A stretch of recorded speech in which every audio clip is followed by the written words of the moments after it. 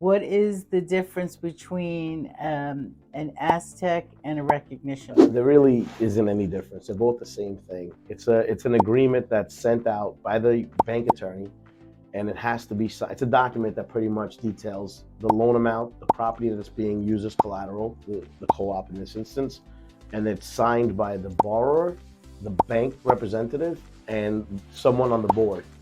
And all three parties are pretty much acknowledging that the bank is putting a mortgage on those shares.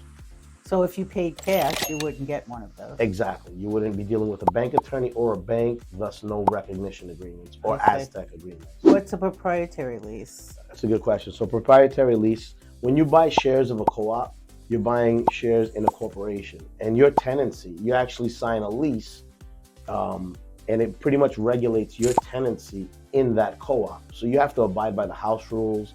It spells out pretty much the terms of your occupancy. And if you break the house rules, if you don't make your maintenance payments, that lease can be used to evict you from the co-op. In other words, the cooperative owns the real estate and you own shares in the corporation.